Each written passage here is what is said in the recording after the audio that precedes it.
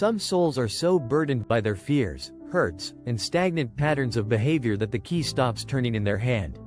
In what follows, I describe 7 archetypes of people whose insides are so closed that even the strongest key to salvation cannot break through their resistance. The first type is the man who abdicates his own responsibility.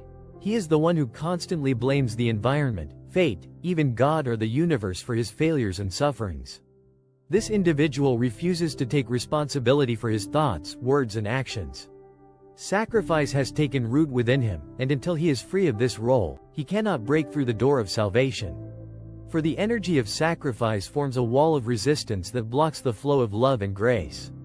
He must accept that even when injustice is done to him, his reaction and inner attitude determine his spiritual freedom.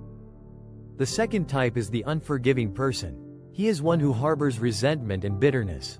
Every unforgiving person has a kind of scar in him that radiates toxic emotions. These emotions cloud the mind and prevent the acceptance of grace. There can be no inner healing until he begins the process of forgiveness, first to himself and then to all those who have wronged him. True forgiveness is not forgetting the wrong, but freeing oneself from the bonds of hatred. This act opens the space for love and compassion, which is the key to passing through the door of salvation.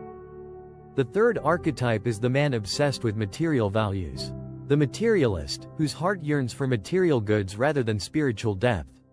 For such a person, the meaning of life is the accumulation of wealth, success, or social recognition. His energy is grounded in the material and has no power to rise to higher vibrational levels. The door of salvation, however, leads to a connection with the subtle material reality of love, where no amount of money, titles, or prestige will help. It is therefore necessary for the materialist to free himself from clinging to external wealth and turn his attention to the inner wealth, the wealth of the heart. The fourth type is a person cowardly to change. He is characterized by a fear of change, a comfortable resistance to the new. This individual lives in a rut. He repeats his patterns of behavior as if it were a tune he already knows by heart. Even when he feels that there is an emptiness inside and that his current life situation does not serve him, he prefers to remain in suffering rather than risk the unknown.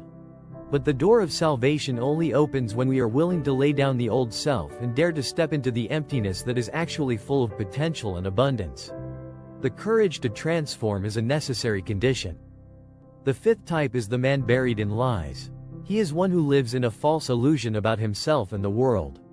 He has lied to himself about his motives, lied to others, and lied to the world about who he really is.